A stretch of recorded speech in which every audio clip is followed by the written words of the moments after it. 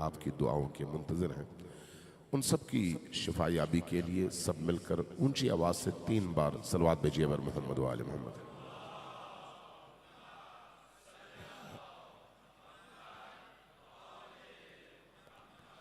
وعجل فرجهم اللهم صل على محمد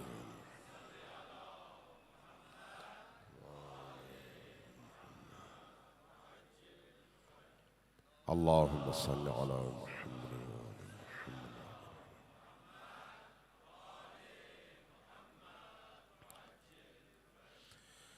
عزاداران سید الشہداء، کربلا جہاں تاریخ ہے، جہاں عزا کا ایک موقع ہے، وہیں پر کربلا ایک مکتب ہے، کربلا ایک درسگاہ ہے، کربلا ایک تربیت گاہ ہے، کربلا تعلیم اور تعلم کا ذریعہ ہے، کربلا مکتب انسان سازی ہے، اور اس مکتب میں جو انسان شریک ہوتا ہے وہ حقیقی معنوں میں انسانی اقدار سیکھتا ہے، انسانی ویلیوز کی قدر اور قیمت کا اس کو احساس ہوتا ہے، اور اس کے نتیجے میں وہ معاشرے کے اندر انسان بن کر جینے کا حوصلہ اس مکتب سے حاصل کرتا ہے، اور انسان بن کر جینے کی جو قیمت دینی پڑتی ہے اس قیمت کے لیے خود کو آمادہ کرتا ہے۔ یقین جانیے جو چیز قیمتی ہوتی ہے اس کی حفاظت کے لیے پھر انسان کو تگ و دو کرنی پڑتی ہے، جس کی قیمت نہیں ہوتی اس کے لیے آپ کو تگ و دو کرنے کی کوئی ضرورت نہیں ہے، اس کی حفاظت کے اہتمام کی کوئی ضرورت نہیں ہے۔ پاکستان ہی کی مثال لے لیں، عوام کی کوئی قیمت نہیں ہے اس لیے کہ اس کی جان کی حفاظت کی کوئی ویلیو بھی نہیں ہے، جن کی قیمت ہے ان کے لیے آپ دیکھتے ہیں کہ کس کس طرح کی سیکیورٹی کے اہتمام کیے جاتے ہیں۔ دنیا میں بھی ایسا ہے اور معنوی حوالے سے بھی ایسا ہے، جس کے پاس پیسہ ہے وہ پیسے کی حفاظت کرتا ہے، کیوں؟ اس لیے کہ اس پیسے کو خطرہ ہے کہ کوئی چھین نہ لے۔ جس کے پاس ایک چار دیواری ہے، ایک پلاٹ ہے، اس پلاٹ کی حفاظت کے لیے وہ چار دیواری بناتا ہے، تالا لگاتا ہے، بعض اوقات بار بار چیک کرتا ہے کہ کوئی اس پر قابض تو نہیں ہو گیا، کیوں؟ مال ہے، کوئی اور اس پر قبضہ کر سکتا ہے۔ اسی طرح سے ایمان کو بھی خطرات ہوتے ہیں، اسی طرح سے دین کو بھی خطرات ہوتے ہیں، اسی طرح سے ویلیوز اور اقدار کو بھی خطرات درپیش ہوتے ہیں۔ جہاں ایمان کو خطرہ درپیش ہو وہاں پر بھی قیمت دینی پڑتی ہے، جہاں ویلیوز اور اقدار کو خطرات درپیش ہو وہاں پر ان ویلیوز کو بچانے کے لیے بھی قیمت دینی پڑتی ہے، زحمت اٹھانی پڑتی ہے، مشکلات میں اپنے آپ کو ڈالنا پڑتا ہے، ان مشکلات کو سہ کر ان ویلیوز، ان اقدار، اس دین، اس ایمان اور اس نظریے کی حفاظت کرنی پڑتی ہے۔ پوری تاریخ ان چیزوں سے بری ہوئی ہے۔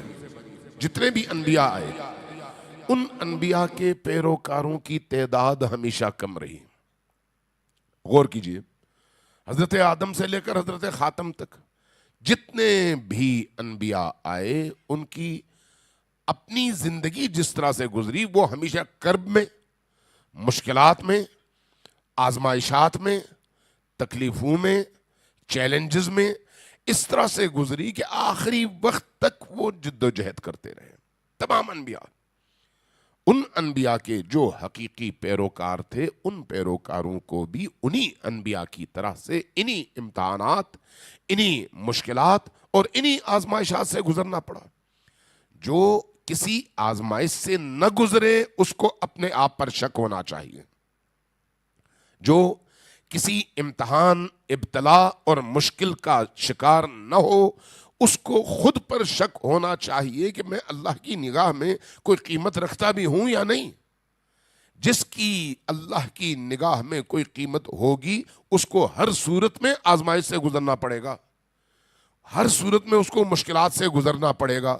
بعض اوقات وہ مشکلات فکری ہوتی ہیں، بعض اوقات وہ مشکلات عملی ہوتی ہیں، بعض اوقات وہ مشکلات جانی ہوتی ہیں، بعض اوقات وہ مشکلات انسان کے مال اور دولت سے متعلق ہوتی ہیں، لیکن ہوتی ضرور ہیں۔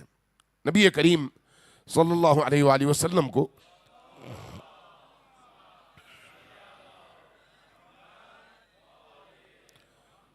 کسی گھر میں کھانے کی دعوت ملی، آپ تشریف لے گئے، جب گھر کے قریب پہنچے دیکھا دیوار کے اوپر ایک مرغی نے انڈا دیا ہے۔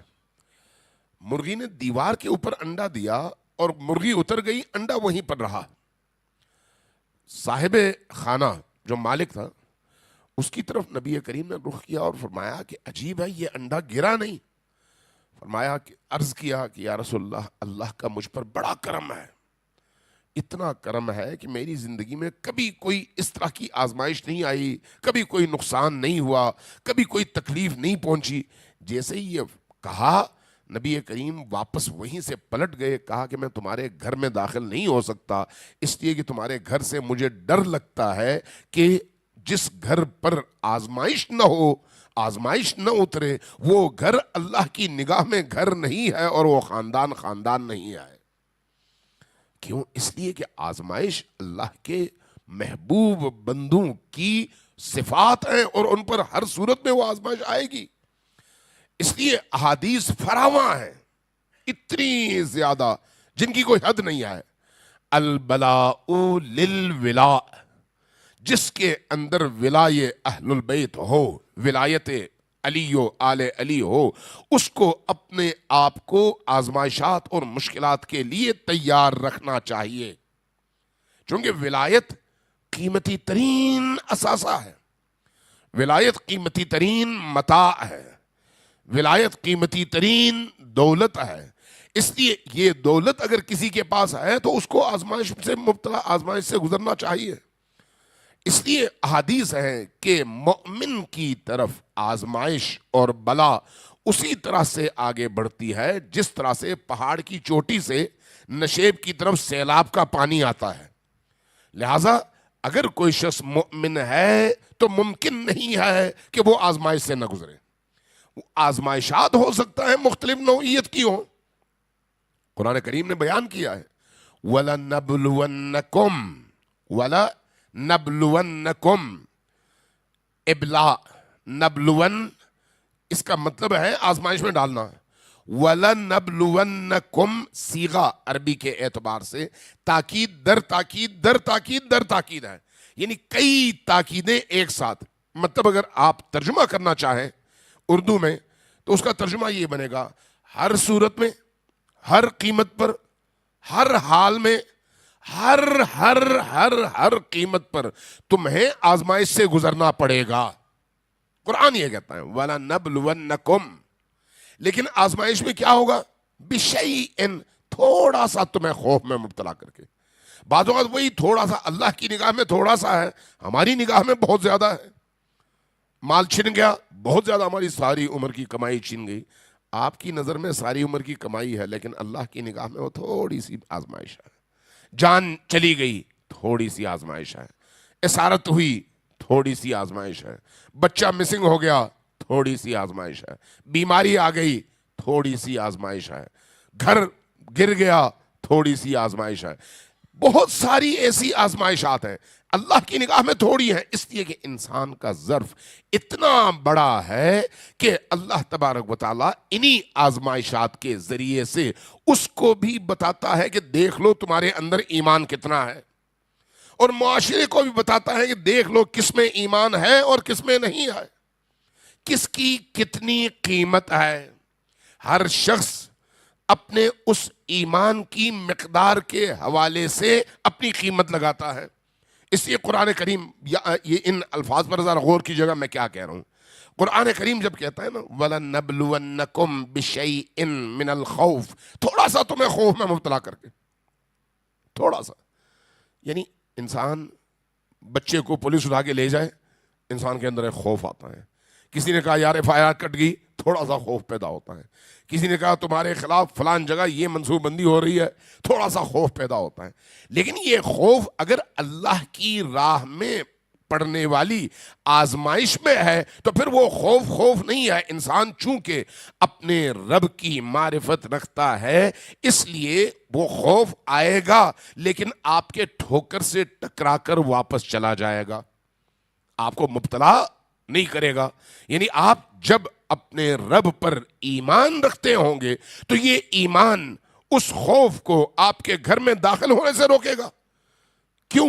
اس لیے کہ قرآن بتاتا ہے وَلَنَبْلُوَنَّكُمْ بِشَيْءٍ مِّنَ الْخَوْفِ, تھوڑا سا خوف میں مبتلا کر کے, وَالْجُوعِ, تھوڑا سا بھوک میں مبتلا کر کے, من الخوف والجوع ونقص من الاموال, مال میں تھوڑا سا نقصان کر کے, والانفس, جان لے کر, اور بعض اوقات کھیتی باڑی میں آپ کے پھل, آپ کی فصل, آپ کی زمینوں کو نقصان پہنچا کر.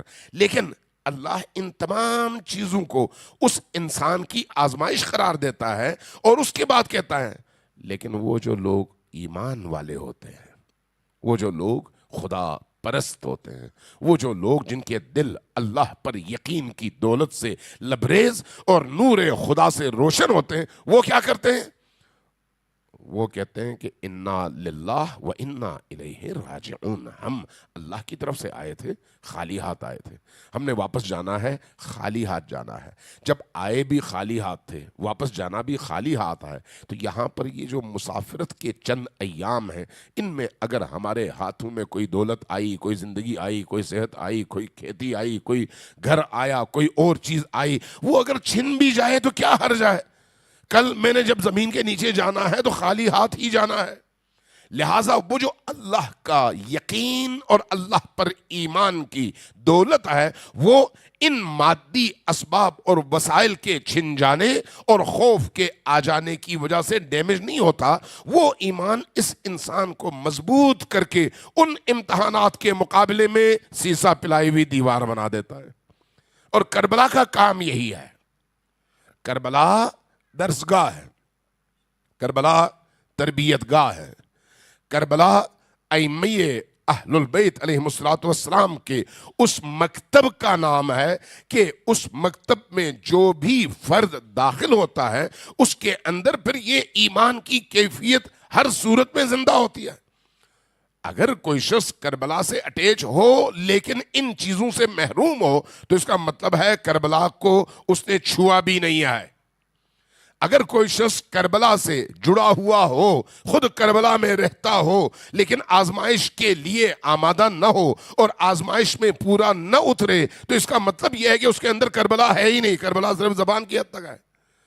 اگر کربلا اس کے اندر ہے تو پھر اس کو گھبرانا نہیں ہے, اگر کربلا اس کے اندر ہے تو اس کو پریشان نہیں ہونا, اگر کربلا اس کے اندر ہے تو اس کے اندر خوف کے آثار پیدا نہیں ہونے چاہیے. اس لیے کہ کربلا بے خوفی کا نام ہے, کربلا جرأت کا نام ہے, کربلا ایثار کا نام ہے, کربلا عطا کا نام ہے, کربلا دولت لٹانے کا نام ہے, کربلا جان دینے کا نام ہے. ابھی آپ دیکھ لیں انہی ایام میں جس طرح سے زائرین کی خدمت ہوتی ہے, چاہے عراق میں, چاہے پاکستان میں, چاہے کہیں اور, جس طرح سے لوگ صبح سے شام تک محنت کر کے زائران کربلا کی خدمت کرتے ہیں, ان کو آسائش پہنچاتے ہیں, ان کی تکلیفوں میں ان کی مدد کرتے ہیں, ان کے رستے کا پتھر ہٹاتے ہیں, ان کی راہ میں مشکل اور حائل رکاوٹوں کو دور کرنے کی کوشش کرتے ہیں. یہ سب کچھ کیوں ہے؟ اس لیے کہ خود کو مشکل میں ڈال رہا ہے بندہ اور دوسرے کو آسائش پہنچا رہا ہے. اس لیے کہ جس کو آسائش پہنچا رہا ہے نہ اس کے نام کو جانتا ہے, نہ اس کے باپ کو جانتا ہے, نہ اس کے خاندان کو جانتا ہے, نہ اس کے علاقے کو جانتا ہے. وہ اگر جانتا ہے تو حسین ابن علی کو جانتا ہے, اور حسین ابن علی کے نام پر حسین ابن علی کے مہمان کے لیے جان پیش کرتا ہے, مال پیش کرتا ہے, صحت پیش کرتا ہے, اپنی توانائیاں پیش کرتا ہے. سب کچھ نچھاور کرنے کے بعد تھک ہار کر جب واپس آتا ہے تو اللہ کی بارگاہ میں سجدریز ہو کر کہتا ہے کہ خدایا تو نے مجھے حسین کے مہمانوں کی خاطرداری کی توفیق دی, یا اللہ تیرا لاکھ لاکھ شکر ہے. یہ اس آزمائش میں کامیابی کی دلیل ہے. اور اس کے مقابلے میں بعض لوگ بالکل اس کے برعکس ہوتے ہیں.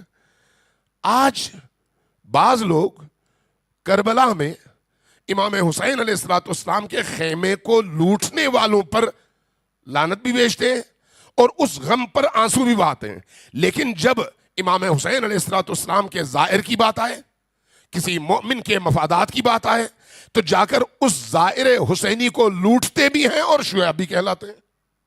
ایسے بھی لوگ آپ کے اپنے معاشرے میں موجود ہیں، ایسے بھی طبقات آپ کے اپنے معاشرے میں موجود ہیں۔ یہ کون لوگ ہیں؟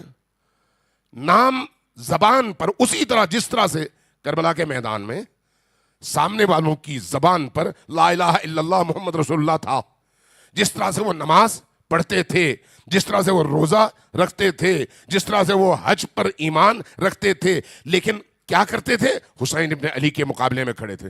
حسین ابن علی کے مقابلے میں کھڑے ہونے کا مطلب کیا ہے؟ حسین کی جان لو، نماز پڑھو۔ حسین کے بچوں کو اسیر کرو لیکن نماز پڑھو۔ حسین کے گھر پر شب خون مارو لیکن نماز پڑھو۔ حسین کے خیموں کو لوٹو لیکن نماز پڑھو۔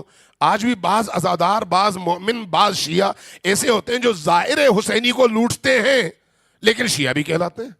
زائر حسینی کی ساری جمع پونجی لوٹ کر اس کو زیارت سے اور ان تمام فیوزات سے محروم کر کے پیسے دبا کر بھاگ جاتے ہیں اور پھر شیعہ حسین بھی کہلاتے ہیں۔ یہ کون لوگ ہیں؟ اور دیکھنے والے کون ہیں؟ جو لوگ اس طرح کی صورتحال کو دیکھ کر خاموش رہتے ہیں وہ کوفی کہلاتے ہیں، حسینی نہیں کہلاتے، چاہے طبقے ہوں یا چاہے آپ کے۔ اس لیے اس طرح کی آزمائشوں سے انسان کو نبرد آزما ہونے کے لیے جس چیز کو نمونہ عمل بنانا چاہیے وہ ہے کربلا۔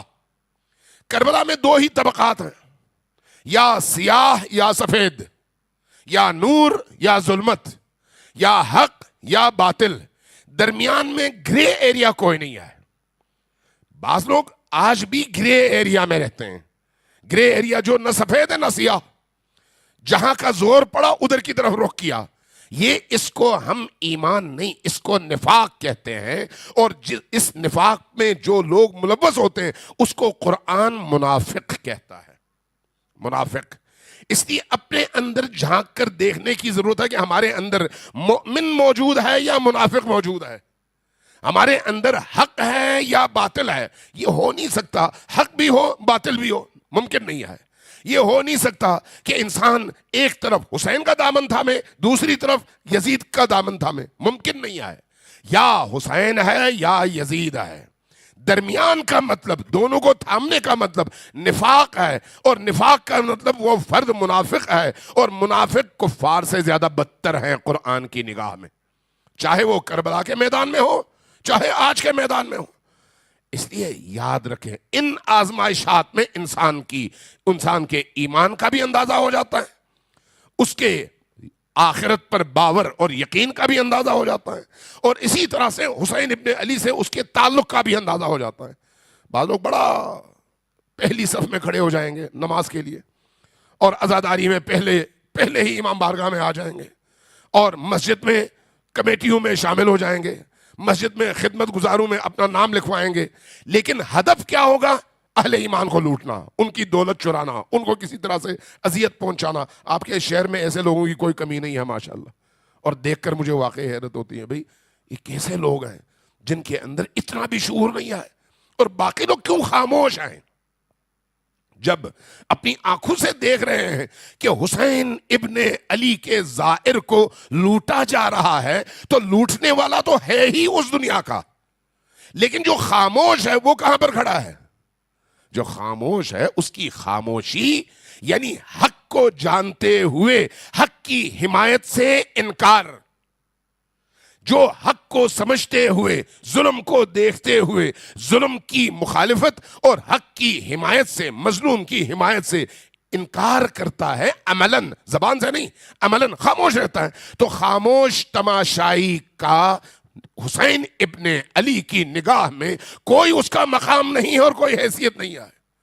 اس لیے امر بالمعروف واجب ہے، اس لیے نہی عن المنکر واجب ہے، اس لیے لوگوں کی برائیوں کو دیکھ کر ان برائیوں کا ہاتھ پکڑ کر روکنا واجب ہے۔ اگر کسی کی برائی ذاتی ہے تو تنہائیوں میں، اجتماعی ہے تو معاشرے کے اندر، جس کی اجتماعی ہے اس کو تنہائی میں نہیں سب کے سامنے بات کرنی چاہیے، اور جس کی تنہائی میں اس کے عیوب ہیں، اکیلے میں اس کے عیوب ہیں، ذاتی ہیں، اس کا تعلق اجتماع سے، سوسائٹی سے، محلے سے، مومنین سے، دوسرے لوگوں سے نہیں ہے، وہاں پر قطعاً اجازت نہیں ہے کہ اس کے بارے میں ہم معاشرے میں بات کریں. وہ اس کا ذاتی معاملہ ہے. جا کر اگر آپ نے امر بالمعروف کرنا ہے، نہی عن المنکر کرنا ہے، تو اس کے گھر جا کر ذاتی طور پر خود اس کے ساتھ بات کریں گے. کسی تیسرے بندے کے سامنے بات کرنا غیبت ہے، اور غیبت گناہ کبیرہ ہے، اور وہ گناہ کبیرہ ہے جس کے بارے میں نبی کریم نے فرمایا کہ ماں سے بدکاری کے برابر ہے. اتنا بڑا. اب آپ دیکھ لیں ہمارے معاشرے میں کس کس طرح کی برائیاں جنم لیتی ہیں، اور ہم ان برائیوں کو دیکھ کر بھی خاموش رہتے ہیں. صلوات بھیجیے بر محمد و آل محمد.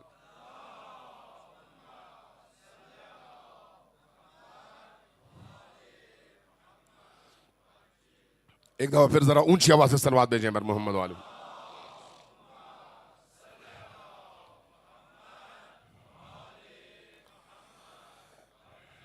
عزیزان گرامی، یہ جو آزمائش ہے نا، یہ آزمائش بڑی عجیب ہے، اور کربلا اس آزمائش کا مرکز ہے.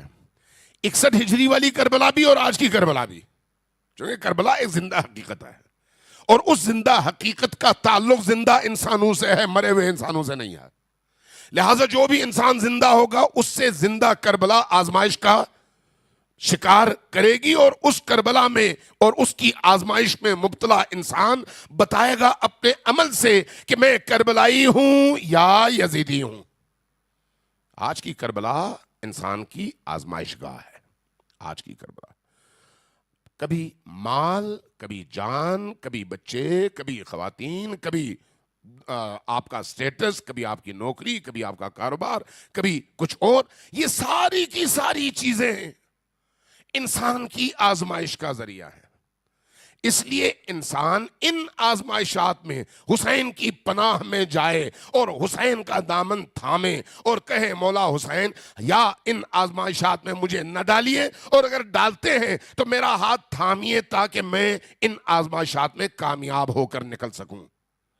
چونکہ کامیاب ہو کر نہ نکل سکوں تو پھر میں حسینی نہیں ہوں. آپ ذرا غور کریں، حسینیت یعنی اسلام، حسینیت یعنی دین. اب یہ جو اسلام اور دین ہے صرف امام حسین تک محدود ہے؟ نہیں.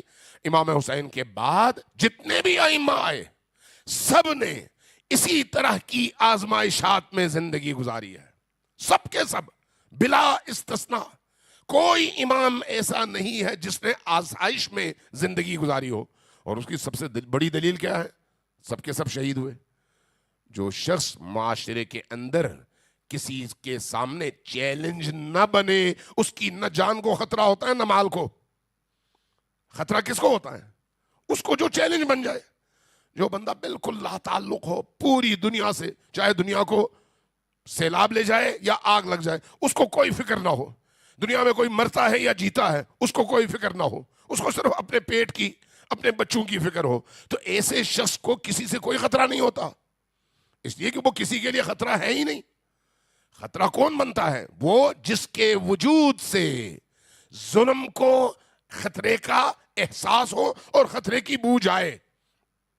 آج بھی بڑے بڑے پارسائی کے دعوے دار لوگ موجود ہیں معاشرے کے اندر، پنجاب میں، سرحد میں، ادھر سندھ میں، آپ کے بلوچستان میں بھی اس طرح کے کم و بیش کچھ نہ کچھ ایسے لوگ موجود ہیں جو پیر ہیں، اپنے اپنے زمانے کے، اپنے آپ کو ولی کہتے ہیں، لوگوں سے بیعتیں لیتے ہیں، لوگوں کو جنت کی بشارتیں دیتے ہیں، لوگ ان کے ہاتھ چومتے ہیں، لوگ ان کے گھروں میں جا کر نذرانے اور بہت ساری چیزیں پیش کرتے ہیں، سمجھتے ہیں یہ ہمیں جنت لے جائیں گے. کبھی آپ نے سنا کہ ایسے لوگوں کو کوئی مارتا ہو؟ نہیں، ایسے لوگوں کو کوئی نہیں مارتا. کیوں؟ اس لیے ان سے معاشرے کو کوئی خطرہ ہے ہی نہیں، ان سے حکمرانوں کو کوئی خطرہ ہے ہی نہیں، ان سے اقتدار پرستوں کو کوئی خطرہ ہے ہی نہیں، ان سے ظالموں کو کوئی خطرہ ہے ہی نہیں. جب خطرہ ہی نہیں ہے تو وہ کیوں ماریں؟ بلکہ خطرہ نہ ہونے کے ساتھ ساتھ ان ظالم حکمرانوں کو اگر کوئی جنت کی بشارت دینے والے لوگ ہیں تو وہ بھی یہی لوگ ہیں.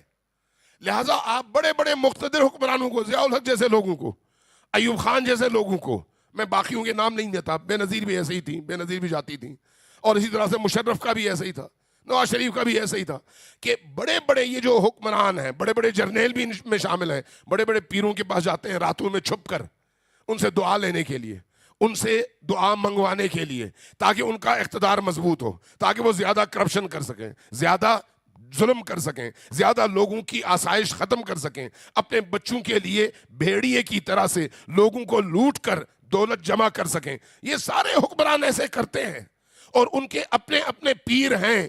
اب یہ پیر اگر پارسا ہوتے تب بھی، اگر نیک ہوتے تب بھی، مقربان درگاہ خدا ہوتے تب بھی، ان مقتدر کرپٹ حکمرانوں اور ظالم افراد کے لیے کبھی خطرے کا باعث نہیں بنے، بلکہ ان کو شیلٹر دینے کا باعث بنے۔ اس لیے آپ نے کسی ایسے شخص کی موت یا اس کی ٹارگٹ کلنگ کی بات نہیں سنی۔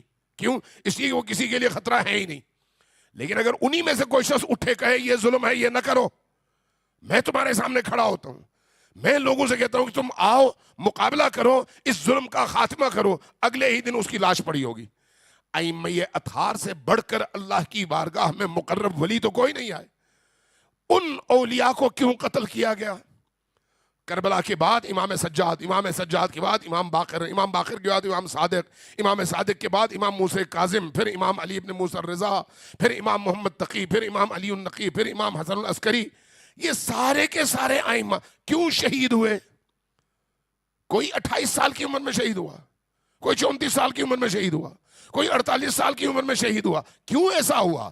اس لیے کہ ائمہ اہل البیت اپنے اس مقام، اپنے مرتبے، اپنی ولایت، اللہ سے قرب اور دین کی حفاظت کی جو ذمہ داری جس مقام پر اللہ نے انہیں دی ہے، وہاں پر وہ ہمیشہ اپنی تمام تر نیکیوں اور پارسائیوں کے ساتھ دشمن خدا کے مقابلے میں، ظلم کے مقابلے میں، کرپٹ عناصر کے مقابلے میں، بد کرداروں کے مقابلے میں، معاشرے کا استحصال کرنے والی قوتوں کے مقابلے میں ہمیشہ ایک زندہ آواز رہے اور ان کے لیے چیلنج رہے۔ جب وہ چیلنج بن جاتے ہیں تو پھر ان کو کبھی جیلوں میں ڈالا جاتا ہے، کبھی شہر بدر کیا جاتا ہے، کبھی مدینہ سے بدر کر دیا جاتا ہے، کبھی کسی اور جگہ سے، کبھی سامرہ لے جایا جاتا ہے، کبھی توس لے جایا جاتا ہے، کبھی کہیں اور لے جایا جاتا ہے۔ نہ اپنے گھر میں خود رہ سکتے ہیں، نہ ان کے بیوی بچے اپنے گھروں میں رہ سکتے ہیں، نہ اپنے وطن میں زندگی بسر کر سکتے ہیں، نہ سکون سے ایک رات زندگی بسر کر سکتے ہیں۔ کیوں؟ اس لیے کہ ان کی زندگی جد و جہد سے اور ظلم ستیزی سے عبارت ہے، لہٰذا ان کی زندگی کا ایک ایک پل اور ایک ایک دن ظلم کی سانس لینے والوں کے لیے خطرے کا سبب ہے۔ اس لیے یہ لوگ در بدر ہوتے ہیں، یہ لوگ شہر بدر ہوتے ہیں، یہ لوگ اپنے وطن سے بے وطن ہوتے ہیں، ان کے گلے کاٹے جاتے ہیں، ان کو زہر دیا جاتا ہے، ان کے بچوں کو اسیر کیا جاتا ہے، ان کے بچے عرب سے نکل کر عجم سرزمینوں میں بھاگ کر اپنی زندگیاں بچانے کی کوشش کرتے ہیں، لیکن اپنے اس بلند ہدف اور اپنے رب کے اس راہ سے ایک لمحے کے لیے پیچھے نہیں ہٹتے، تاکہ دنیا کو بتا سکیں کہ اس دوران زندگی 60-70 سال کی زندگی میں یہ آزمائشات مرد حر کی زینت ہیں۔ اس میں اگر جان جائے تو یہ جان کا جانا اللہ کی بارگاہ میں سب سے بڑا انعام ہے اور ہمارے لیے فخر کا باعث ہے۔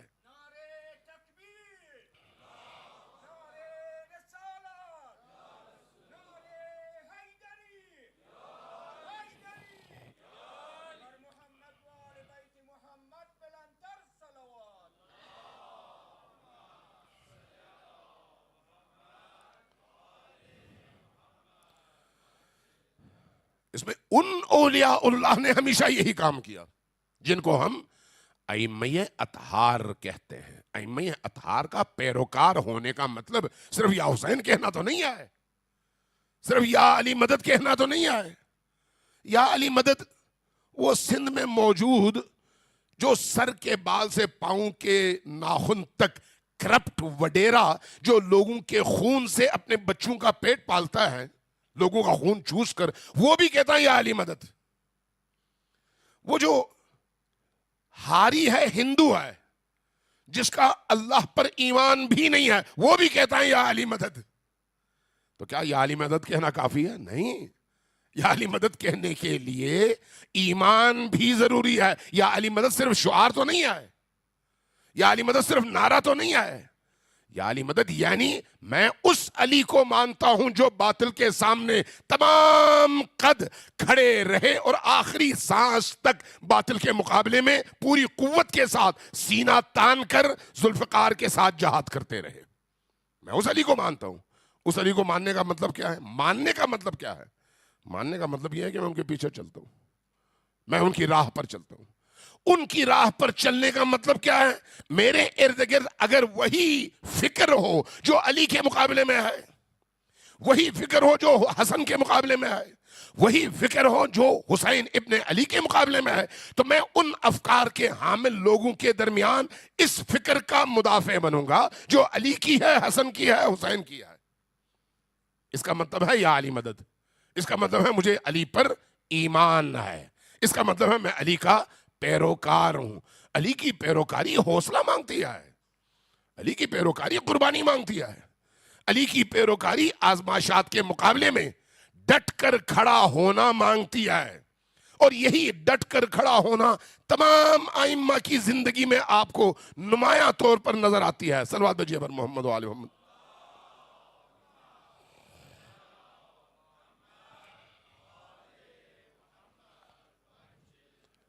عام طور پر ایک شیعہ جب ائمہ اطہار علیہ السلام کی زندگیوں کو دیکھتا ہے، پڑھتا ہے، ان سے عشق کرتا ہے، ان سے محبت کرتا ہے، تو عام طور پر اس کی زندگی میں ہوتی ہے کہ بھئی میں امام حسین سے کچھ مانگ لوں، امیر المومنین سے کچھ مانگ لوں، باقی ائمہ سے کچھ مانگوں، زیارت عاشوراء پڑھوں، کچھ مانگوں۔ جو چیزیں ہماری عام روٹین کی زندگی کا حصہ ہیں اور ہماری طلب ہیں، ہماری ضرورت ہے، وہ ہم مانگتے ہیں اور اسی پر اکتفا کرتے ہیں۔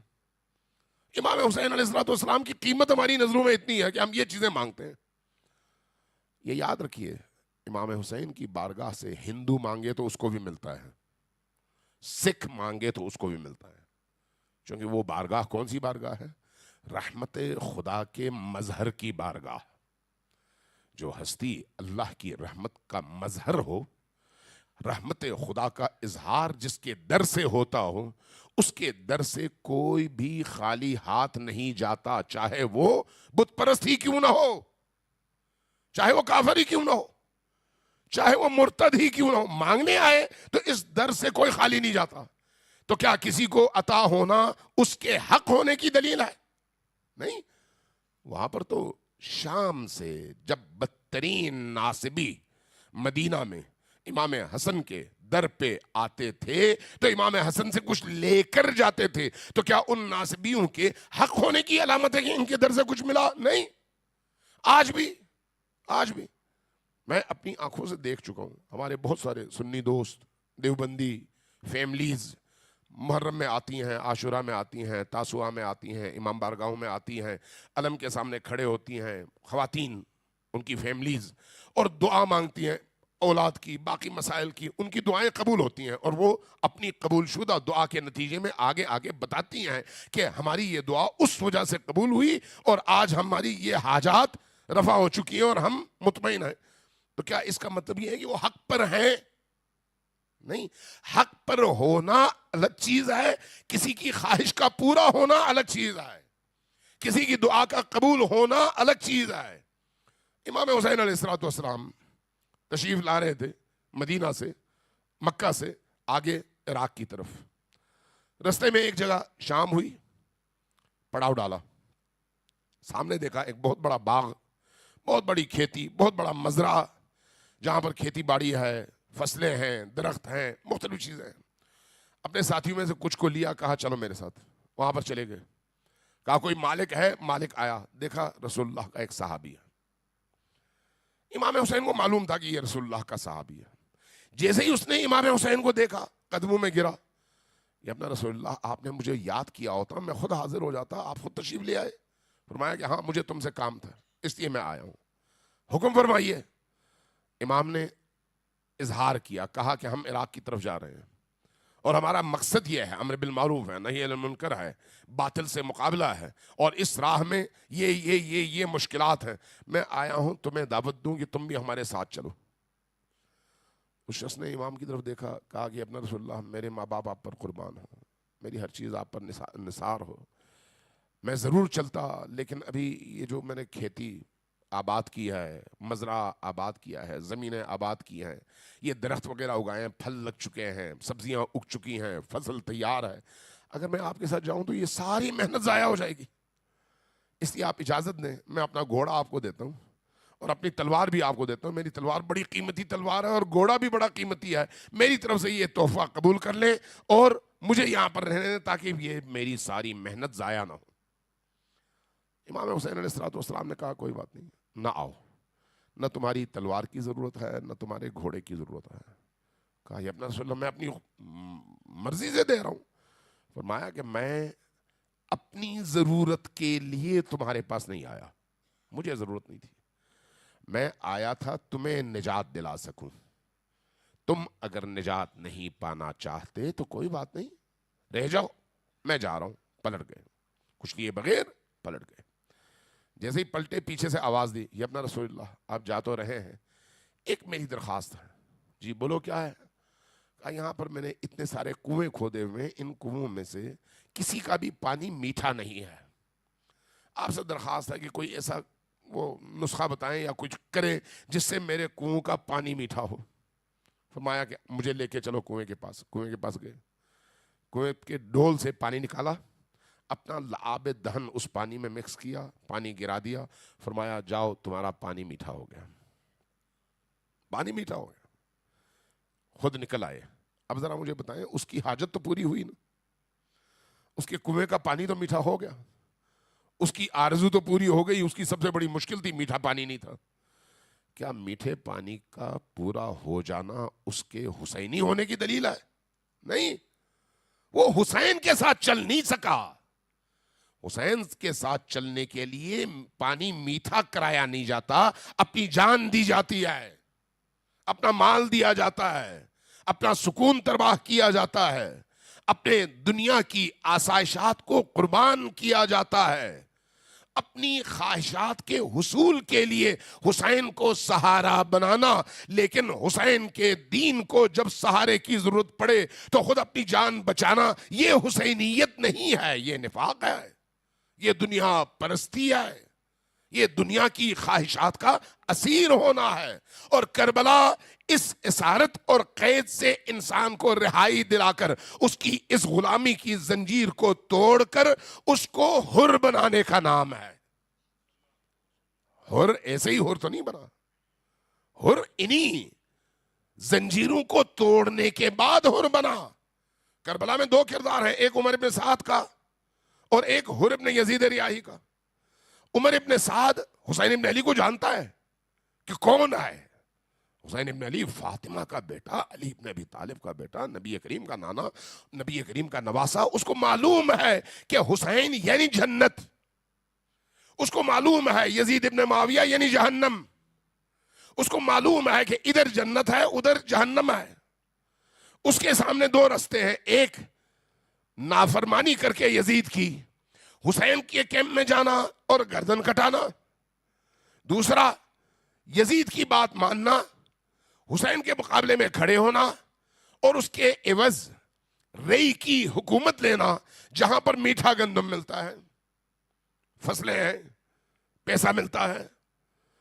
اس کے سامنے دو رستے ہیں اور ان دو رستوں میں سے جب وہ انتخاب کرنا چاہتا ہے تو سوچ سمجھ کر یہ کہتا ہے کہ اگرچہ میرے ایک طرف جنت ہے اور دوسری طرف جہنم، لیکن جنت نقد ہے، جنت جو ہے وہ نقد ہے اور جہنم ادھار۔ کیا مطلب؟ اگر میں حسین کی طرف گیا تو مجھے جنت تو ملے گی، لیکن یہ جو دنیا ہے یہ میرے ہاتھ سے چلی جائے گی۔ یہ جو دنیا ہے مجھے نقد مل رہی ہے، ابھی مجھے رئی کی حکومت مل رہی ہے، تو میں اس جنت کو چھوڑ کر حسین کا انتخاب کیسے کروں؟ اگرچہ وہ حسین سے انکار یعنی جہنم، لیکن جہنم تو بات کی بات ہے، جب جہنم ہوگی تو دیکھیں گے۔ لہٰذا چلا جاتا ہے یزید ابن معاویہ کی طرف، اور نتیجتاً حسین ابن علی خود یہ فرماتے ہیں کہ اے عمر ابن سعد، تو جس خواہش کی وجہ سے حسین سے منہ موڑ کر یزید ابن معاویہ کی طرف جا رہا ہے، تیری وہ خواہش پوری نہیں ہوگی اور تجھے رئی کی گندم کھانا نصیب نہیں ہوگا، یہ میری طرف سے خبر لکھ لے۔ اور ایسا ہی ہوتا ہے، جو حسین ابن علی کو دنیا کے لیے چاہتا ہے دنیا اس کو ملتی ہے لیکن آخرت سے محروم ہو جاتا ہے. جو آخرت کے لیے چاہتا ہے اس کو آخرت تو ملتی ہی ملتی ہے, دنیا میں بھی اس کو عزت ملتی ہے, وقار ملتا ہے, احترام ملتا ہے, تقدس ملتا ہے, بلندی ملتی ہے, نجات ملتی ہے. صلوات بھیجیں محمد و آل محمد.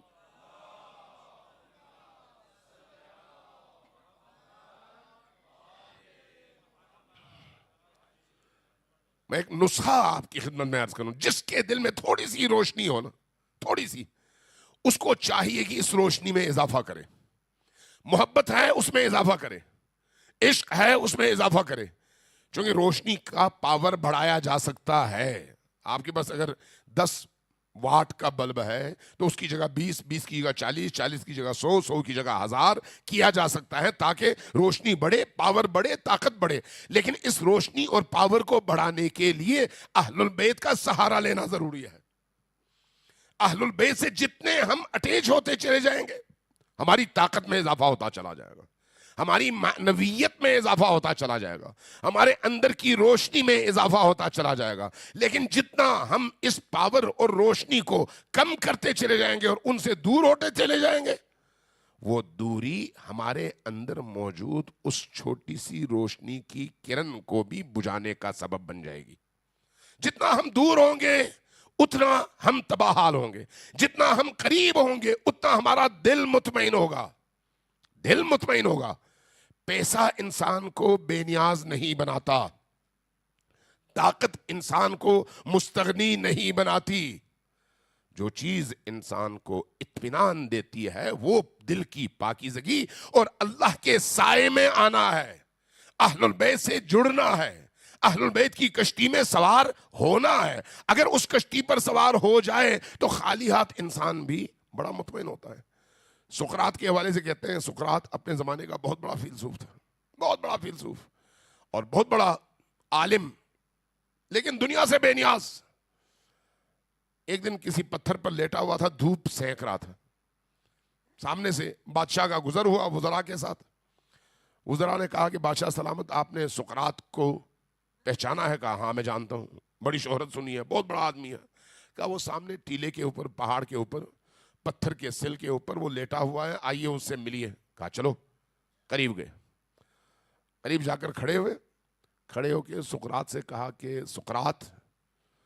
جب کہا سقراط تو سقراط نے آنکھ کھولی, سامنے دیکھا چند سوار ہیں. کہا بولو. کہا کہ آپ کو پتہ ہے کون آپ سے ملنے آیا ہے؟ وزیر نے پوچھا. تو جواب میں کہا کون ہے؟ کہا کہ بادشاہ ہے. کہا پھر؟ کہا کہ بادشاہ سلامت چاہتے ہیں کہ تم کچھ مانگو.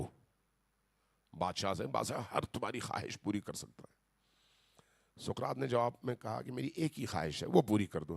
کہا وہ کیا؟ کہا کہ تم میرے اور سورج کے درمیان حائل ہو, مجھے سورج سے دھوپ لینی تھی, تمہارا سایہ اس دھوپ کی راہ میں رکاوٹ ہے, میرے سامنے سے ہٹ جاؤ, مجھے اور کچھ نہیں چاہیے.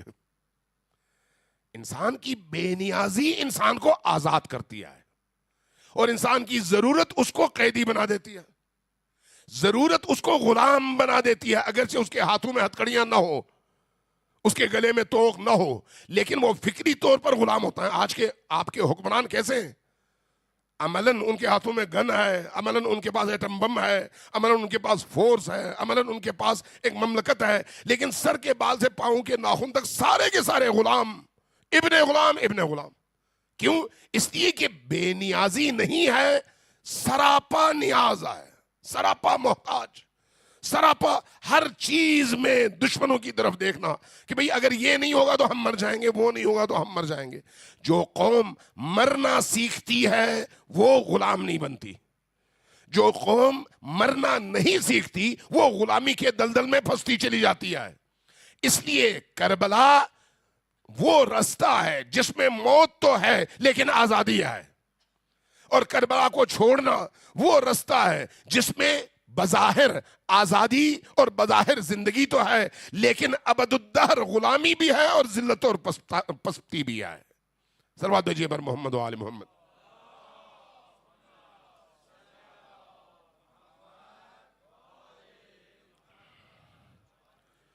میں عرض کر رہا تھا, ایک نور کی اگر رمق ہو نا دل میں, اس کی اگر حفاظت کی جائے تو کہیں نہ کہیں جا کر حق کے رستے پر انسان چڑھ جاتا ہے، لیکن اگر اس نور کی رمق کو زندہ نہ رکھا جائے تو انسان تباہ حال ہو جاتا ہے، برباد ہو جاتا ہے۔ کربلا کے دو کردار ہیں، ان دو کرداروں پر ذرا غور کریں۔ میں اسی پر اپنی گفتگو کوشش کروں گا ختم کروں، آپ کو زیادہ زحمت نہ دوں، چونکہ آج آخری مجلس ہے، مجھے کل ملک سے باہر جانا ہے، تو اس لیے کل شام کی میری فلائٹ ہے، تو میں پھر آج صرف آپ کے سامنے ہوں، اس کے بعد پھر جو ہے اگر اللہ نے توفیق دی تو کسی اور موقع پر آپ کی سبا خراشی کے لیے حاضر ہوں گا۔ صلوات بھیجیے بر محمد و آل محمد۔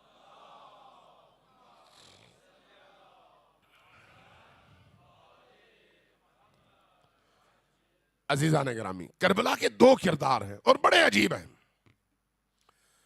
آپ نے زہیر ابن قین کا نام سنا ہے؟ زہیر ابن قین کون ہے؟ ان کی ہسٹری پڑھیے۔ آپ نے شمر ابن ذلجوشن کا نام سنا ہے؟ سنا ہے یا نہیں سنا؟ سنا ہے نا؟ شمر ابن ذلجوشن کون ہے؟ اس کی ہسٹری پڑھیے، آپ کو اندازہ ہو جائے گا۔ شمر ابن ذلجوشن صفین کی جنگ میں جب معاویہ ابن ابی سفیان حسین علی ابن ابی طالب کے مقابلے میں لشکر لے کر آیا تھا تو شمر ابن ذلجوشن علی کے لشکر کے ایک حصے کا سپہ سالار تھا۔ توجہ ہے آپ کی؟ امیر المؤمنین کے لشکر کے ایک حصے کا کمانڈر تھا۔ علی کی فوج کا کمانڈر شمر ابن ذلجوشن صرف 20 سال کے عرصے میں اتنا بدل گیا کہ اسی علی کے بیٹے کے سر کو کاٹنے کے لیے جس نے دنیا میں سب سے زیادہ شقاوت کا مظاہرہ کیا وہ یہی شمر ابن ذلجوشن ہے۔ وجہ کیا ہے؟ جب یہی شمر ابن ذلجوشن علی کے لشکر میں شامل ہوا تو اس وقت وہ خدا کے لیے نہیں گیا تھا، وہ اپنی دنیا کے لیے گیا تھا۔ وہ چاہتا تھا کہ خلافت راشدہ میں چوتھی خلافت علی کو ملی ہے تو میں علی کے لشکر میں شامل ہو جاؤں تو مجھے اقتدار میں حصہ ملے گا، مجھے پیسے ملیں گے، مجھے جائیداد ملے گی، جیسے اس سے پہلے کے ادوار میں جو لوگ خلافت کے اس بازار میں شریک تھے تو ان کو کچھ نہ کچھ ملتا تھا۔ اس لیے اسی نیت سے وہ گیا، لیکن نیت تو دل میں ہے نا۔ عملاً علی کے ساتھ شامل ہوا، بیعت کی اور لڑائی میں معاویہ ابن ابی سفیان کے مقابلے میں کھڑا ہوا، لیکن چونکہ نیت دنیا تھی، آخرت نہیں، نیت علی نہیں بلکہ پیسہ، اقتدار اور مال دنیا ہے۔ اس لیے جب مال دنیا نہ ملے تو وہ خواہش پوری نہیں ہوئی تو آپ خود بہت علی سے دور ہو گئے۔ اس لیے کہ علی سے جڑنے کے لیے دنیاوی خواہش نہیں، اخروی خواہش اور ایمان درکار ہے۔ یہی وجہ ہے کہ وہ الگ ہو گیا اور آہستہ آہستہ علی سے دور دور دور دور، اتنا دور کہ اس مقام پر پہنچ گیا کہ علی کے بیٹے کو قتل کرنے کے لیے تیار ہو گیا۔ دوسری طرف زہیر ابن قین ہے۔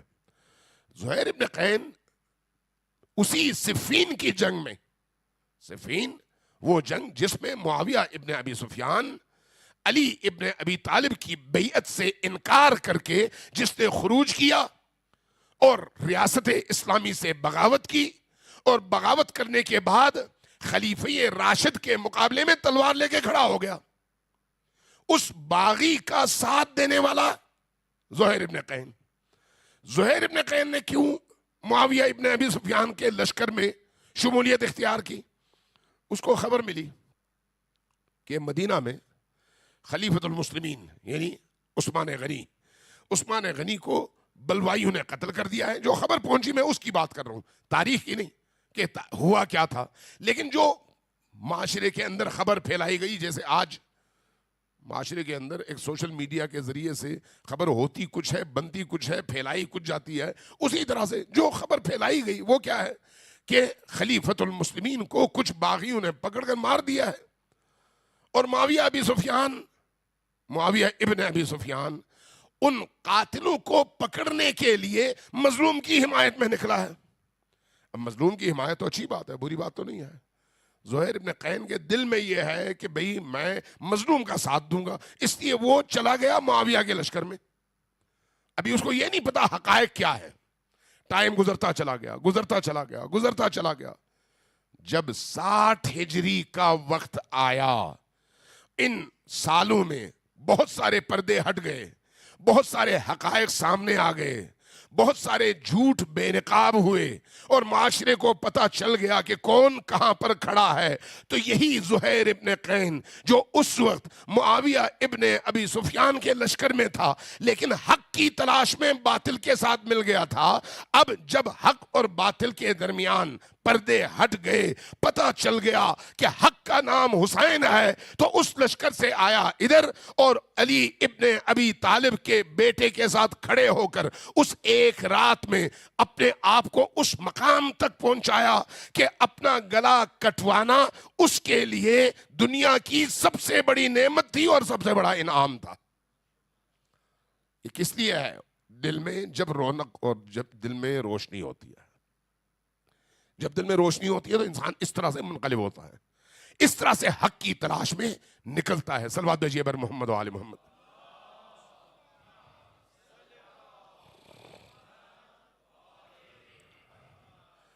اس لیے عزیزان گرامی، اس دنیا کی زندگی میں اس بات کو یاد رکھیے کہ کربلا نجات کا رستہ ہے. یہ نجات کا رستہ زنجیروں کو توڑنے کا سبب ہے، زنجیریں بنانے کا نہیں.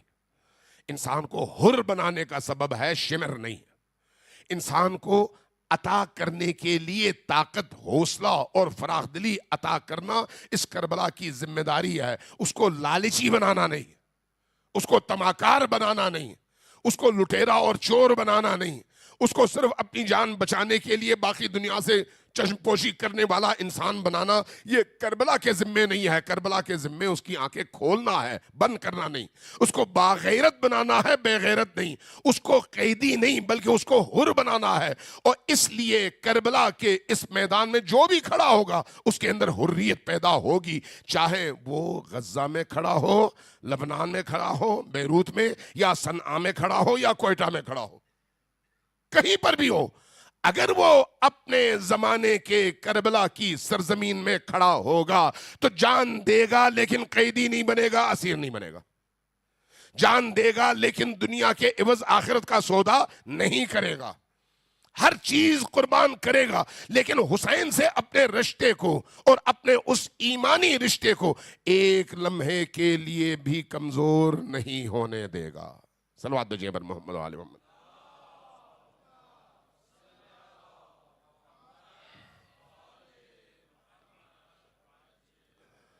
امام زین العابدین علیہ السلام نے بھی کربلا کے واقعے کے بعد ایسے ہی انسانوں کے اس پرتلاطم معاشرے کے اندر اپنا کردار نبھایا ہے. اپنا کردار ہم آج دیکھیں کربلا کے واقعات میں بھی کتنی تحریف ہوئی، کتنی تبدیلیاں آئیں اور کتنا اس حقیقت کو مسخ کیا گیا.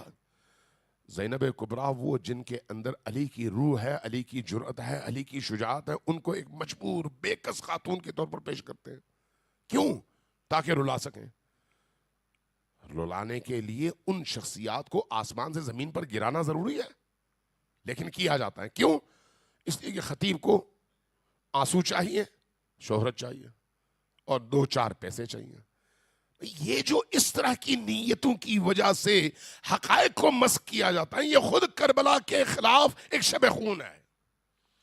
اسی طرح امام سجاد علیہ السلام کا آج بھی جب نام آتا ہے تو پہلا تصور آپ کے ذہنوں میں کیا آتا ہے؟ امام زین العابدین کا پہلا تصور کیا آتا ہے آپ کے ذہن میں؟ ذرا بولیں تو صحیح. عابد بیمار، یہی کہتے ہیں نا. کس نے کہا امام سجاد بیمار رہے ساری عمر؟ امام سجاد کتنے دن بیمار رہے؟ کربلا کے واقعے کے دوران. کربلا کا واقعہ کتنے دنوں کا ہے؟ زیادہ سے زیادہ 6 سے 8 دن کربلا کی اس سرزمین میں جب تک یہ ہستیاں موجود تھیں. اور عاشور کے دن آپ کی بیماری پیک تک پہنچی، اور پیک تک پہنچنے میں اصل حکمت اللہ کی تھی تاکہ امام سجاد بچ سکیں، میدان جنگ میں جانا ان پر فرض نہ ٹھہرے، اور بیماری اور اس غشی کی کیفیت کی وجہ سے وہ خیمے سے باہر نہ نکلے. اللہ ان کی جان اس طرح سے بچا کر ان کے صلب اور ان کی نسل سے امامت کے اس سلسلے کو باقی رکھے تاکہ पूरी दुनिया को हिदायत का जो मंबा और जो सरचश्मा चाहिए वो इमाम सज्जाद की सूरत में मुहैया हो। लिहाजा इमाम सज्जाद उस दिन बीमार थे, अगले दिन बीमार रहे, लेकिन क्या उसके बाद भी बीमार थे? ये तो बीमार सिर्फ चंद दिन के लिए थे, एक हफ्ते के लिए, ज्यादा से ज्यादा 10 दिन के लिए, बहुत ज्यादा। जबकि उनकी उम्र 60 साल रही है। 60 सालों में क्या सारा 60 साल वो बीमार रहे? नहीं। आपकी जिंदगी में कितनी दफा आप लोग बीमार हुए? कभी आपको कहा गया फलान अली बीमार, हुसैन बीमार, जाकिर बीमार? कभी कहा गया? नहीं। इमाम सज्जाद को क्यों कहा गया? हमारी फिक्री पस्ती की वजह से। इमाम सज्जाद बीमार नहीं है, इमाम सज्जाद मुजाहिद हैं, इमाम सज्जाद मुबारिज हैं, इमाम सज्जाद मुकाविम हैं, इमाम सज्जाद दुश्मन के मुकाबले में पहाड़ हैं। इसलिए करबला के वाक़े में इमाम सज्जाद की उम्र 25 साल है, लेकिन बाद के 35 साल इमाम सज्जाद जिंदा रहे। उन 35 सालों की जिंदगी आप देखें, कुछ अरसा कैद, कुछ अरसा घर में नजरबंद। कैद में भी अपनी जिम्मेदारी अदा करते रहे, नजरबंदी के दौरान भी अपनी जिम्मेदारी अदा करते रहे, और नजरबंदी के बाद जब आजादी नसीब हुई तब भी अपनी जिम्मेदारी अदा करते रहे। कभी भी इमाम सज्जाद ने एक लम्हे के लिए अपनी जिम्मेदारियों की अदायगी और जुल्म सतेजी से पीछे हटकर यह साबित नहीं किया कि मैं तो मजबूर हूं, वालिद ने कुर्बानी दे दी है, मेरे बहन भाइयों ने कुर्बानी दे दी है, काफी है, अब मुझे माफ कर दो। नहीं, मैदान में खड़े रहे। वही इमाम सज्जाद जो इतने सितमदीदा हैं, वो सितमदीदा इमाम अपनी जिंदगी के आखिरी लम्हे तक मैदान में खड़े रहे। हां, इमाम हुसैन वाली सूरत हाल नहीं थी, क्योंकि हालात उस तरह के नहीं थे। हालात जैसे जैसे बदलेंगे आप वैसे वैसे उस हिसाब से हिकमत अमली इख्तियार करेंगे। सैलाब आए तो आप सैलाब के सामने बंद बांधेंगे, जिल्जिला आए तो जिल्जिले के हवाले से लोगों को बचाने के लिए और तरह की कोशिश करेंगे। सैलाब रोकने की जो कोशिश होती है वो जिल्जिले में नहीं होती, जिल्जिले वाली कोशिश सैलाब में नहीं होती। जिस तरह की मुसीबत, जिस तरह की आजमाइश होगी, उसी तरह का मुकाबला होगा। इमाम हुसैन के दौर में यजीद एक सिलसिला है, और इमाम ज़ैनुल आबिदीन के दौर में बाकी खुलफा। लिहाजा इमाम ज़ैनुल आबिदीन की जो हिकमत है वो अपने ज़माने के हवाले से उस तूफान के सामने बंद बांधना है, और हुसैन इब्ने अली के ज़माने में अपने ज़माने के हवाले से तूफान के सामने बंद बांधना है। यही वजह है कि जितने भी आइम्मा आए, तमाम के तमाम आइम्मा इसी तरह से अपने ज़माने के मुताबिक, उन तकाज़ों के मुताबिक, उन चैलेंजेस के मुताबिक, आपने देखा हर इमाम ने उस जमाने के तकाज़ों के मुताबिक अपने आप को तैयार किया, साथियों को तैयार किया, लोगों को तैयार किया, और उनके जरिए से दीन का बोलबाला भी किया और परचम भी बुलंद रखा। आप गौर करें बाकी सारे आइम्मा पर। अगर बुखार की बीमारी आए तो बुखार के लिए इलाज और होता है, और अगर डेंगू के वायरस आ जाए तो उसका इलाज और तरह का होता है, और अगर कोरोना आए तो उसका इलाज और तरह का होता है। तो जिस तरह की बीमारी माशरे में होगी उस तरह का इलाज होगा, और इलाज वही समझता है जो हकीम भी है और दाना और तबीब भी है। इमाम से बढ़कर हकीम और तबीब और कोई नहीं है। लिहाजा इमाम अपने जमाने के उन बीमारियों को सामने रखते हुए उसके मुताबिक इलाज तलाश करते हैं, और उसके मुताबिक फिर इलाज करते हैं और अपनी जिम्मेदारियां निभाते हैं। इसलिए इमाम ज़ैनुल आबिदीन के दौर में आप देखें, इमाम ज़ैनुल आबिदीन के दौर में लोग इतना दीन से दूर निकल गए थे कि इमाम सज्जाद ने उनकी तरबियत के लिए जो उस्लूब इख्तियार किया वो दुआओं के ज़िम्न में है, लेकिन उन दुआओं में इतने मारिफ हैं, इतने आला तरीन अफकार हैं, आला तरीन अकायद हैं, आला तरीन ईमानियात और मारिफ खुदाबंदी और मारिफ अहलुल बैत है कि इंसान उन दुआओं को जब पढ़ता है तो देखता है कि इन दुआओं के मुकाबले में दुनिया के 8 अरब इंसानों के दरमियान और हज़ारों अदियान और मसालिक और मज़ाहिब के दरमियान कोई एक मजहब ऐसा नहीं है जिसके पास इतना अनमोल ख़जाना मारिफ के हवाले से हो, जो अनमोल ख़जाना इमाम सज्जाद अलैहिस्सलातु वस्सलाम ने अपने उस दौरे हुकूमत में اپنے اس دور امامت میں ظلم کے مقابلے میں لوگوں کی تربیت کرتے ہوئے پیش کیا ہے۔ آپ کو حیرت ہوگی جب آپ یہ پڑھیں گے، امام سجاد علیہ السلام کی صحیفہ سجادیہ۔ صحیفہ سجادیہ یعنی اس کو کہا جاتا ہے عربی میں اخت القرآن، نہج البلاغہ کو اخ القرآن کہا جاتا ہے، یعنی قرآن کا بھائی، اور صحیفہ سجادیہ کو قرآن کی بہن۔ اس لیے کہا جاتا ہے کہ مقولہ ہے کہ فوق کلام المخلوق اور تحت کلام الخالق، اللہ کے کلام سے یہ نیچے ہیں لیکن مخلوق کے کلام سے برتر ہیں۔ دونوں کتابیں، ادھر امیر المومنین کی نہج البلاغہ اور ادھر امام زین العابدین کی صحیفہ سجادیہ۔ اور صحیفہ سجادیہ کے موضوعات آپ دیکھ لیں، اس سے آپ کو اندازہ ہوگا کہ وہ ساری دعائیں، 54 دعائیں اس وقت صحیفہ سجادیہ میں ہیں، اس کے علاوہ بے تحاشا دعائیں باقی کتابوں میں موجود ہیں۔ آپ جب ان دعاؤں کو دیکھتے ہیں تو پتہ چلتا ہے کہ دعا صرف نام ہے، اندر معارف اور تربیت کا ایک خزانہ ہے کہ انسان کو زمین کی پستیوں سے آسمان کی بلندیوں تک پہنچا سکے۔ یہ امام سجاد کا کارنامہ ہے، اس طرح سے لوگوں کی تربیت۔ اور کیا صرف وہ دعائیں ہی کرتے رہے؟ نہیں، صرف دعائیں نہیں، لوگوں کو شعور دیتے رہے، ادراک دیتے رہے، فہم دیتے رہے۔ یہی وجہ ہے کہ جب آپ انسانوں کو بتانا چاہتے ہیں کہ لوگوں اس دنیا میں جب تک تمہارے پاس زندگی ہے کیسے جیو، تو وہاں پر انسانوں کے ایک دوسرے سے حقوق کو بیان کرتے ہیں۔ انسان کا انسان پر حق، انسان کا زمین پر حق، زمین کا انسان پر حق، جانوروں کا انسان پر اور انسان کا جانوروں پر حق، خدا کا انسان پر اور انسان کا خدا پر حق، اس کائنات کا انسان پر اور انسان کا کائنات پر حق، فضا کا انسان اور انسان کا فضا پر حق، درختوں کا انسان اور انسان کا درختوں پر حق۔ یہ جو حقوق کے نام سے ان کی کتاب ہے، حقوق، رسالت الحقوق، کہ کس کا کیا حق ہے، اور اس حق کی ادائیگی کا نام دین ہے۔ اور یہ فکری طور پر وہی کام جو نبی کریم نے 23 سالہ محنت کے ذریعے سے انسانی معاشرے کی تربیت کر کے ان کو جس مقام تک پہنچانا چاہا، اسی ہدف کے لیے امام سجاد کبھی ان دعاؤں کا سہارا لیتے ہیں اور کبھی ان رسالت الحقوق کے سہارے سے انسان کو معرفت عطا کر کے اس کو ان بلندیوں تک پہنچاتے ہیں۔ یہ وہی تربیت ہے۔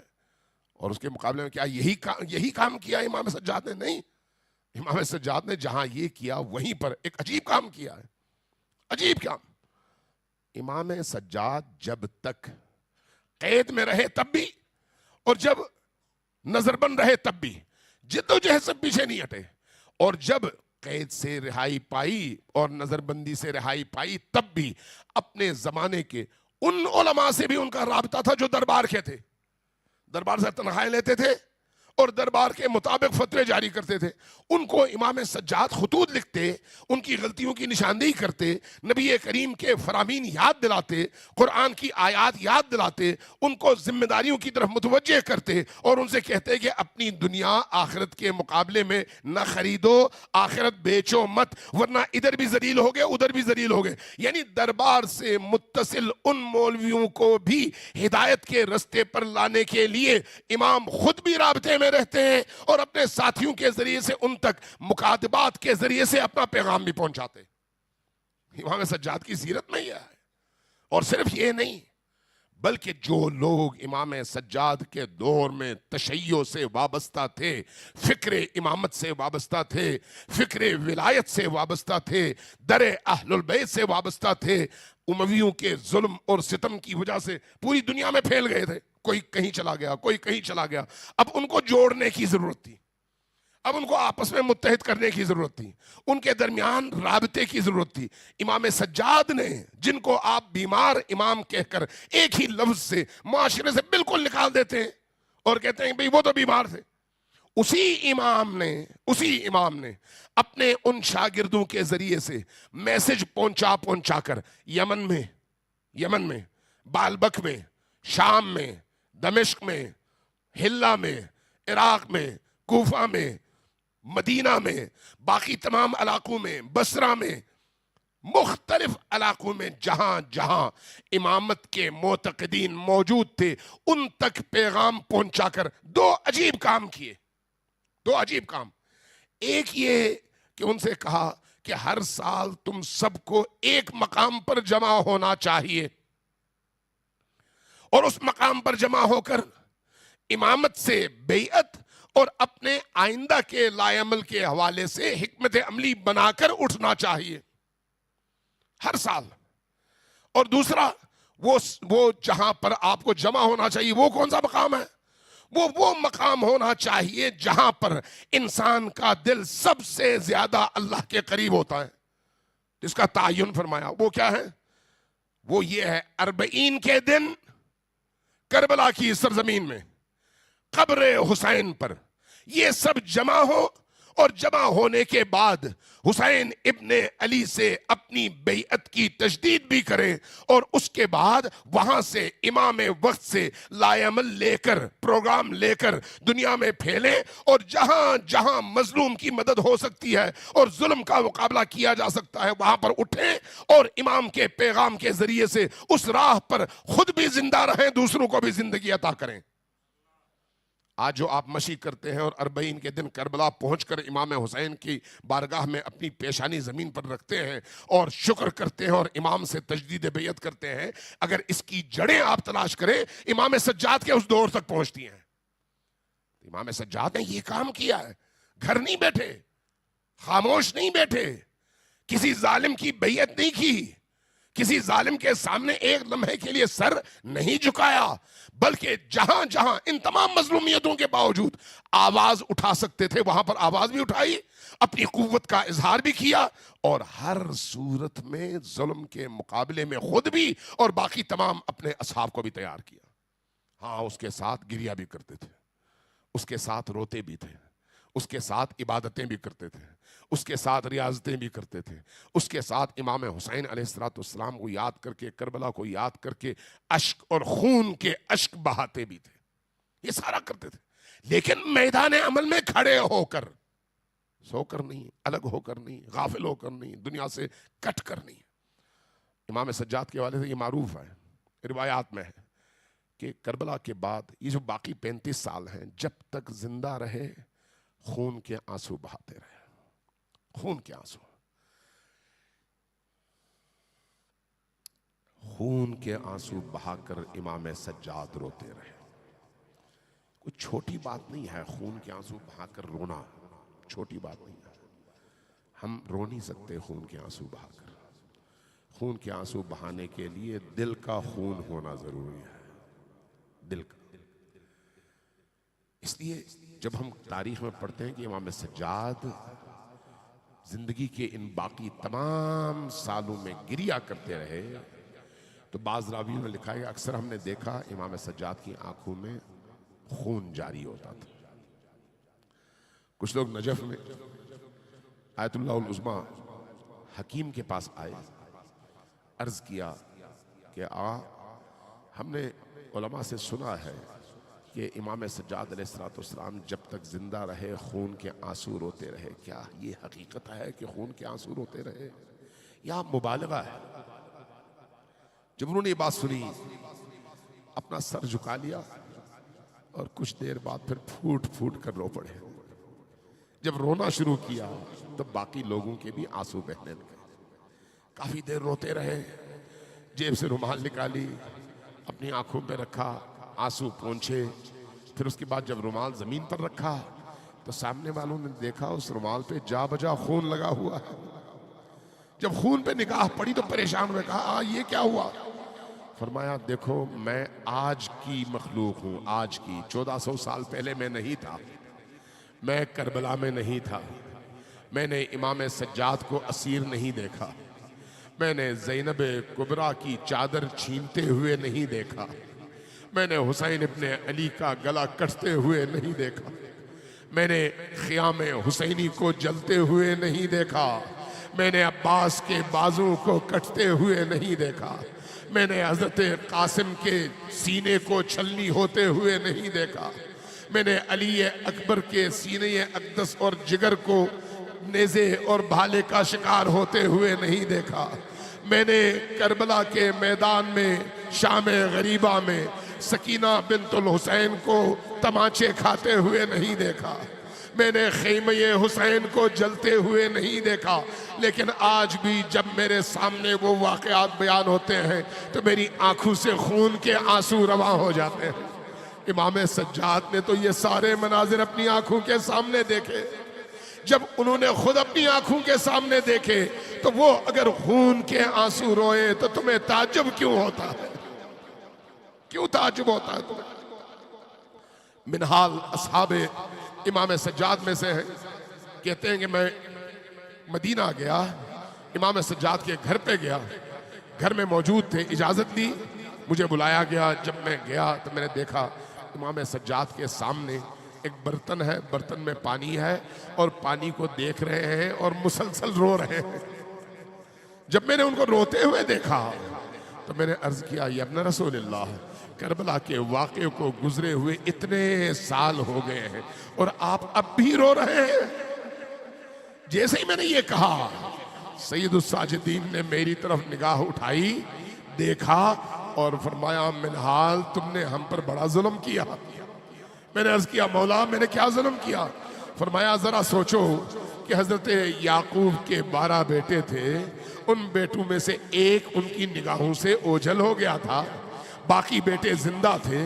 وہ جو اوجھل ہوا تھا وہ بھی زندہ تھا، مرا نہیں تھا، اس کو ذبح نہیں کیا گیا تھا، اس کے جسم پر گھوڑے نہیں دوڑائے گئے تھے، لیکن اس کے باوجود حضرت یعقوب پیغمبر تھے، اتنا روئے اتنا روئے اتنا روئے کہ ان کی آنکھیں سفید ہو گئی اور نابینا ہو گئی۔ میری آنکھوں کے سامنے تو 18 یوسف ذبح ہوئے ہیں، اور میں نے اپنی آنکھوں کے سامنے جو مناظر دیکھے وہ مناظر ایسے ہیں کہ ہر منظر انسان کو خون کے آنسو رلائے، اور تم مجھ سے کہتے ہو کہ سید الساجدین آپ روتے کیوں ہیں؟ جیسے یہ جملہ کہا نا، منہال نے پلٹ کر کہا، یا ابن رسول اللہ، ہم نے تو آپ ہی سے سنا ہے کہ یہ شہادت ہمارا ورثہ ہے، جب شہادت آپ کا ورثہ ہے تو پھر اتنا رونا کیسے ہے؟ جب یہ سنا تو تڑپ کر دوبارہ رو پڑے اور آپ کی آنکھوں سے آنسو رواں ہوئے اور روتے ہوئے فرمانے لگے، منہال تم نے اس سے بھی بڑا ظلم کر دیا ہے۔ میں نے پوچھا کہ یا ابن رسول اللہ وہ کیسے؟ فرمایا کہ ہاں شہادت ہمارا ورثہ ہے، لیکن کیا نبی کی بیٹیوں کا بازاروں میں جانا بھی ہمارا ورثہ ہے؟ کیا علی کی صاحبزادیوں کی نقابیں اور چادریں چھیننا بھی ہمارا ورثہ ہے؟ کیا علی کی بیٹیوں کا بازاروں میں پہنچا کر تماشا بنانا بھی ہمارا ورثہ ہے؟ جب امام نے یہ جملے دہرائے، یہ مصائب کے جملے تھے، میں نے عرض کیا، مولا ذرا مجھے بتائیے آپ کو اس سفر میں سب سے زیادہ سخت مقام کون سا لگا؟ جیسے ہی میں نے یہ جملہ کہا اور پوچھا تو آپ نے سر اٹھایا، میری طرف دیکھا، روتے ہوئے فرمانے لگے، الشام الشام الشام۔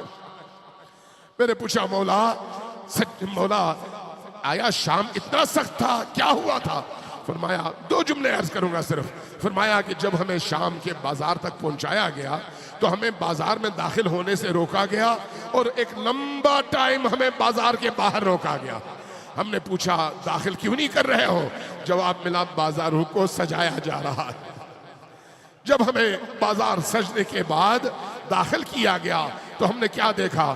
ہمارے سامنے بازار بھرے ہوئے ہیں، شامی دونوں اطراف میں کھڑے ہیں، کوئی عورت باجے بجا رہی ہے، کوئی موسیقی بجا رہی ہے، کوئی پتھر لے کر کھڑا ہے، کوئی آگ لے کر کھڑا ہے، کوئی گرم پانی لے کر کھڑا ہے، کوئی گھر کا کچرا لے کر کھڑا ہے۔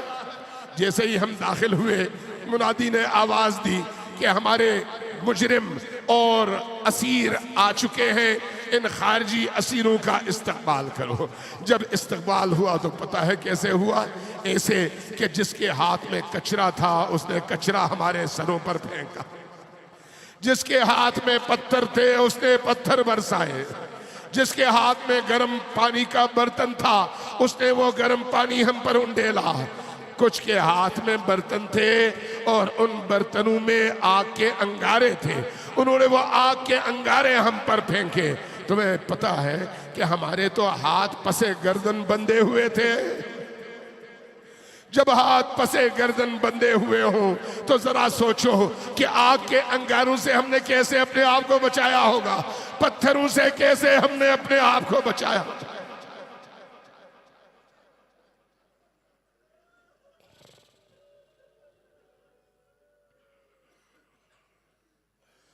انا للہ و انا الیہ راجعون وسیعلم الذین ظلموا ای منقلب ینقلبون۔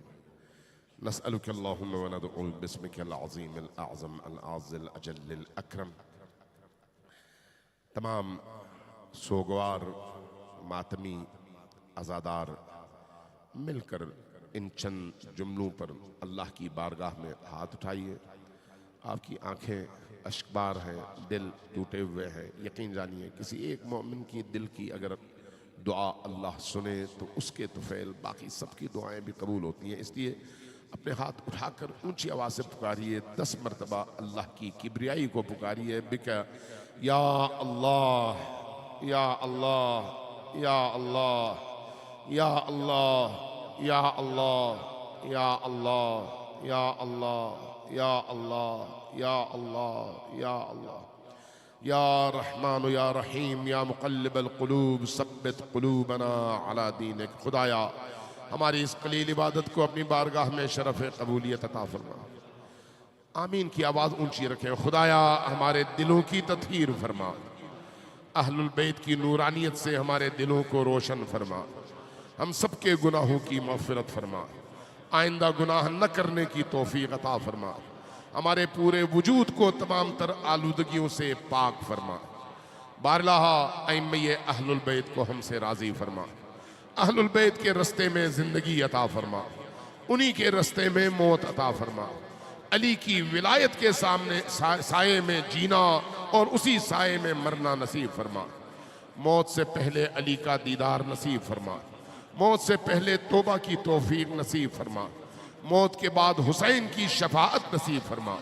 بارلاہا امام زمان کو ہم سے راضی فرما، ان کے قلب مبارک کو ہم سے راضی فرما۔ بارلاہا ان کے ظہور کی راہیں ہموار کرنے کی توفیق عطا فرما۔ بارلاہا ان کے دشمنوں سے لڑنے کی توفیق عطا فرما، ان کے دوستوں سے محبت کی توفیق عطا فرما۔ بارلاہا دنیا میں جہاں کہیں پر بھی ظلم ہے، ظلم کے خلاف ہمیں ان ظالموں کے خلاف مظلوم کا ساتھ دینے کی توفیق عطا فرما۔ بارلاہا ان مظلوموں کو فتح و نصرت عطا فرما، صہیونی درندوں اور ظالموں کو نیست و نابود فرما۔ بارلاہا ان صہیونیوں کے جو بھی ہمکار ہیں، جو بھی ان کے مددگار ہیں، جو بھی ان کے حامی ہیں، سب کو نیست و نابود اور رسوا فرما۔ بارلاہا مجاہدین اسلام جو بھی غزہ کے ان مظلوموں کا ساتھ دے رہے ہیں، چاہے صنعاء میں اور یمن میں ہے، چاہے دمشق میں اور بغداد میں ہے، چاہے وہ تہران میں یا نائجیریا میں یا افغانستان میں یا پاکستان میں یا کشمیر میں، جہاں کہیں پر بھی ہے، سب کو فتح و نصرت عطا فرما۔ بارلاہا ہمیں ہمیشہ مظلوم کا ساتھ اور ظالم کا دشمن بننے کی توفیق عطا فرما۔ بارلاہا ہم سب کی تمام دعاؤں کو قبول فرما۔ بارلاہا جو لوگ حاجت مند ہیں ان کی حاجات کو روا فرما، جو بیمار ہیں انہیں شفائے عاجل و کامل نصیب فرما۔ جن بیماروں کے لیے دعا کی درخواست کی گئی، خصوصاً کینسر کی مریضہ، ایک بچہ بیمار، بارلاہا ان تمام گفتہ و ناگفتہ تمام بیماروں کو شفائے عاجل و کامل نصیب فرما۔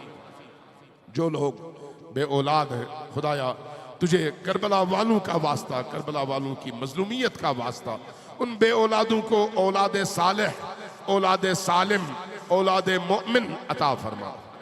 بارلاہا ہم سب کی جتنی بھی حاجات ہیں سب کو قبول فرما، ہم سب کے جتنے بھی مرحومین ہیں سب کو علی کے ساتھ محشور فرما۔ ہمارے جتنے بھی مرحومین، جتنے بھی لوگ دنیا سے گزر چکے ہیں، وہ جنہیں ہم جانتے ہیں، وہ جنہیں ہم نہیں جانتے، وہ جن کے لیے دعا کرنے والا کوئی ہے اور وہ جن کے لیے دعا مانگنے والا کوئی نہیں ہے، سب کو برزخ کی نعمتوں سے مالا مال فرما، برزخ کے عقاب اور مشکلات سے ان سب کو آزادی نصیب فرما۔ بارلاہا ہماری برزخی زندگی کو بھی آسان فرما، ہماری موت کے لمحات کو آسان فرما، علی کو ہم سے راضی فرما۔ بارلاہا قبر کی تاریکیوں میں، قبر کی ان ہولناکیوں میں حسین ابن علی کو ہمارا مونس و ہمدم قرار دے۔ ربنا تقبل منا انک انت السمیع العلیم۔